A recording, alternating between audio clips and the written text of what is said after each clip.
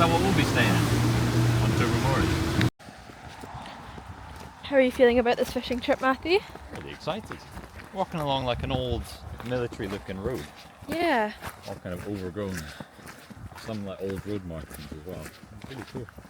Hopefully it's not too far along to the place though. Yeah, that's one interesting thing about this place. They blocked it off with a huge big pile of mud so you can't drive your car down. God, it is really messy here. Look at that. That's shite. Maybe that's another reason why they've shut the road off, because people were fly tipping. Yeah. Idiots. Less fly tipping, more fly fishing. Oh, totally. Boom. I mean, look over there. That's a big oh, that's building. the big. Wow. So I think the pier's down this way. Yeah, the pier must just be here then, because it's a little bit further up from the. Yeah, but if it isn't, I'm sure it's easy enough to go the other way. We have a fence. Look at this. Oh Will we get through? I wonder. Do you think it's safe? Yeah. There's no sign saying don't go in here, so. No, we'll be fine. And there's some seagulls to welcome us. Well, if the seagulls are on there, it can take their way, and it can take our way. The water looks clear enough. Yeah, it actually looks really It nice. looks pretty good actually, yeah. These are like old rails, I think, for taking stuff on and off the. Wow! Look at that. It's a beautiful view. Oh, there's a duck and a guy down there. Hi seagulls! If we catch you a fishy, we'll feed it to you.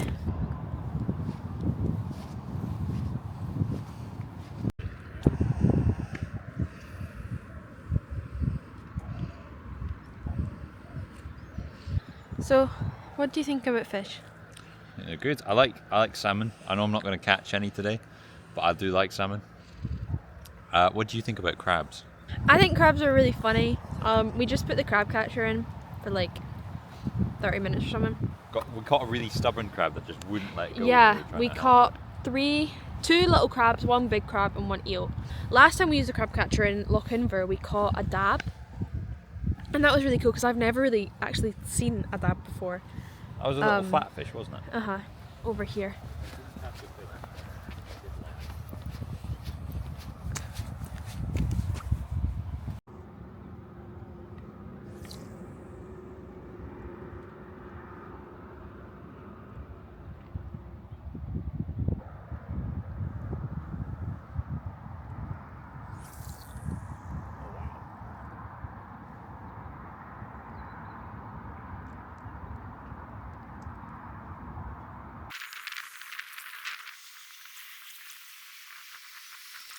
I want to introduce you to this area down here. I thought it was really cool. Look, it's a jellyfish swimming about. It's quite spooky under here. This is where we release the crabs.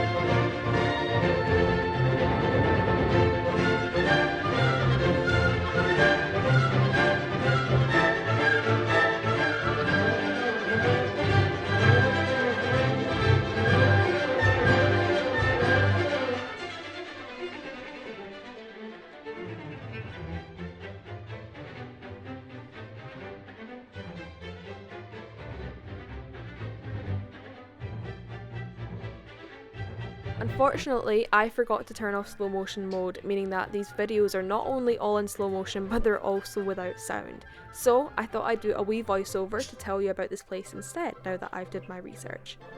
So this place was called Loch Torpedo Range, and it operated from 1912 to 1986. Essentially what they'd do is they would fire disarmed torpedoes down the length of the loch. And there are actually a few remaining torpedoes still there in the water, so a lot of divers will go down and have a look, which is really interesting. This place tested over 12,000 torpedoes in 1944 alone, so it really peaked during World War II. And the place closed because modern electronic wire-guided torpedoes were getting much better than the stuff they were doing in this range.